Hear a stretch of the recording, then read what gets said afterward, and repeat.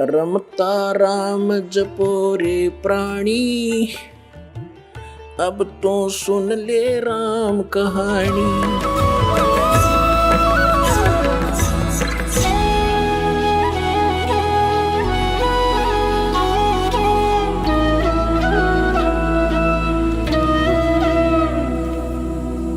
अब अभी तक इन्होंने सरपुरुष की साधना की, ब्रह्म की, सभी ऋषि महर्षियों ने। गीता जी अध्याय नंबर 8 के श्लोक नंबर 13 में कहा कि अर्जुन ओम इति एकाक्षरम ब्रह्म व्यवहारन माम अनुसमरण ये पर्याति तजन देहम स याति परमाम गतिम।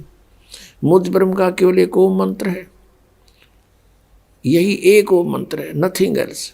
उच्चारण करके सिमरण करता हुआ जो शरीर त्याग कर जाता है स याति परमाम गतिम, यानी अंतिम सांस तक इसी का मंत्र करता हुआ शरीर छोड़ जाता है तो वो परम गति को प्राप्त होता है। कौन सी परम गति? जो ओम नाम के जाप से प्राप्त होगी।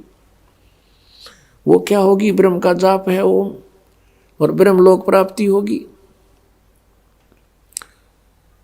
और गीता अध्याय नंबर 4 के श्लोक नंबर 5-9 में, गीता अध्याय नंबर 2 के श्लोक नंबर 12 में, गीता अध्याय नंबर 10 के श्लोक नंबर 2 में गीता ज्ञानदाता कहता है कि मेरा जन्म मृत्यु होता है, तेरा भी होता है अर्जुन, तू जानता नहीं, मुझे याद है।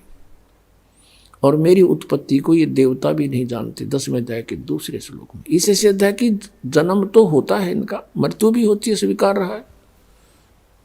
इसलिए 7वें अध्याय के 18वें श्लोक में कहा कि ये ज्ञानी आत्मा है तो उद्धार है, नेक आत्मा है, लेकिन ये मेरे वाली अनुत्तम घटिया गति में स्थित है। ओम नाम से प्राप्त होने वाली जो गति ब्रह्मलोक है उस तक ही पहुंचते हैं। ब्रह्मलोक में गए हुए प्राणी भी वापस आते हैं। इसलिए 15वें अध्याय के 4थे श्लोक में कहा है कि उसके पश्चात तत्वदर्शी संत मिलने के पश्चात परमेश्वर के उस परम पद की खोज करनी चाहिए जहां जाने के बाद साधक फिर लौटकर संसार में नहीं आते। और जिस परमेश्वर ने सब ब्रह्मांडों की रचना की है, गीता ज्ञानदाता कहता है मैं भी उसी की शरण हूं और उसी की पूजा करो और की नहीं। 18वें अध्याय के 62वें श्लोक में कहा कि अर्जुन तू सर्वभाव से उस परमेश्वर की शरण में जा, उसकी कृपा से ही तू परम शांति को और सनातन परम धाम को प्राप्त होगा। पुण्यात्माओं, इससे ये सिद्ध हो गया कि गीता ज्ञानदाता की साधना, ब्रह्म की साधना भी अच्छी नहीं, अनुत्तम है। और तीनों गुण रजगुण ब्रह्मा सतगुण विष्णु उत्तम गुण शिव जी की साधना को गीता ज्ञानदाता ने 7वें अध्याय के 12 से लेकर 15 में रिजेक्ट कर दिया है कि तीनों गुणों की जो साधना करता है वो यूजलेस है। रजगुण ब्रह्मा सतगुण विष्णु उत्तम गुण शिव जी की। गीता जी अध्याय नंबर 7 के श्लोक नंबर 19 में कहा है, 18 में तो अपनी साधना को अनुत्तम बता दिया, और 19वें श्लोक में कहा कि बहुनाम जन्मानाम अंते ज्ञानवान माम प्रपद्ये। गीता ज्ञानदाता कहता है कि बहुत बहुत जन्म के अंत के जन्म में कोई ज्ञानी आत्मा मेरी भक्ति करता है, ब्रह्म तक साधना तक उसकी बुद्धि पहुंचती है, नहीं तो अन्य देवताओं में ही वो लगा रहता है, आन उपासना ही करता है। फिर अगले श्लोक के दूसरे भाग में कहा है कि वासुदेव सर्वमिति स महात्मा सुदुर्लभ है।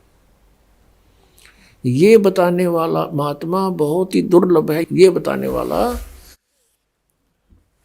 कि वासुदेव सर्वमिति,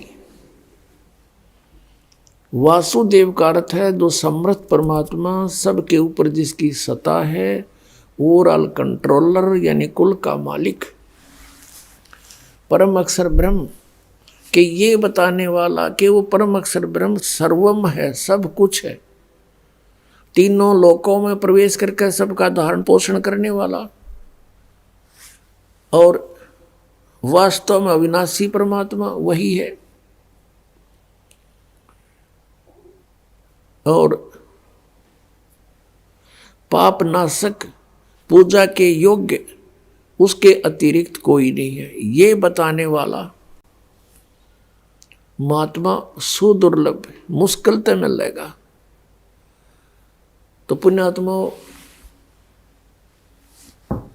जब तक वो संत नहीं मिले, तत्वदर्शी संत नहीं मिले, तो परमात्मा को सही ढंग से कोई डिफाइन नहीं कर पाता, परिभाषित नहीं कर पाता।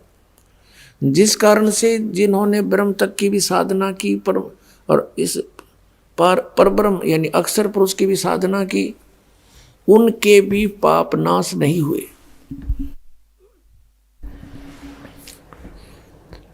और जैसा कर्म था वो भोगना ही पड़ा। जैसे कुछ श्रद्धालु कहते हैं कि भगवान श्री कृष्ण जी ने राजा मोर ध्वज के पुत्र ताम्र ध्वज को आरे से 2 फाड़ करवा दिया था, वो मृत्यु को प्राप्त हो गया था, और फिर भगवान श्री कृष्ण ने उसको जीवित कर दिया था। अब यहां पर हमारी बुद्धि अटकेगी कि श्री कृष्ण भी तो बहुत शक्ति रखता है और उस मरे हुए बालक को जीवित कर दिया। केवल इस एक उदाहरण से हमने भगवान की संज्ञा में किसी को नहीं लिया जा सकता। अब विचार करने की बात है, क्योंकि धर्मदास जी ने परमात्मा से यही प्रश्न किया था, कबीर भगवान से, कबीर परमेश्वर जी से, परम अक्षर ब्रह्म से, कि भगवान आप कह रहे हो कि इन भगवानों की पूजा का कोई लाभ नहीं, तो ऐसे मोर ध्वज के पुत्र ताम्र ध्वज को भगवान श्री कृष्ण जी ने जीवित कर दिया, विष्णु जी ने। तो परमात्मा ने कहा कि वही श्री कृष्ण जी अपने सगे भांजे अभिमन्यु को जीवित नहीं कर सका, जो उसकी बहन का पुत्र था, सुभद्रा का पुत्र था, अर्जुन का पुत्र था। सुभद्रा अर्जुन से विवाही थी। चक्रव्यूह में महाभारत के युद्ध में मृत्यु को प्राप्त हो गया था, पांडवों का कुलनाश हो रहा था, श्री कृष्ण रो रहा था, पूरा परिवार रो रहा था। सुभद्रा टक्कर मार रही थी, श्री कृष्ण जीवित नहीं कर सके।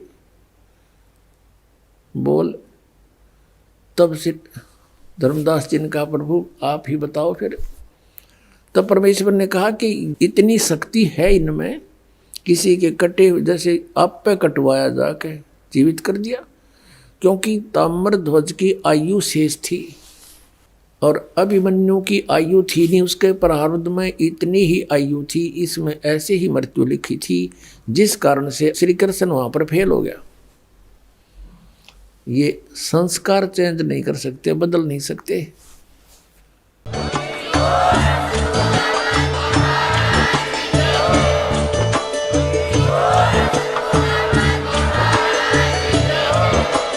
आप सुन रहे थे जगत गुरु तत्वदर्शी संत रामपाल जी महाराज जी के मंगल प्रवचन। अधिक जानकारी के लिए विजिट कीजिए हमारी वेबसाइट www.jagatgururampalji.org। संत रामपाल जी महाराज जी के शुभ आशीर्वाद से पूरे विश्व भर में 500 से भी ज्यादा नाम दीक्षा केंद्र हैं, जिन पर संत रामपाल जी महाराज जी द्वारा ऑनलाइन निशुल्क नाम दीक्षा दी जा रही है। अपने नजदीकी नाम दीक्षा केंद्र का पता करने के लिए संपर्क करें 8222880541।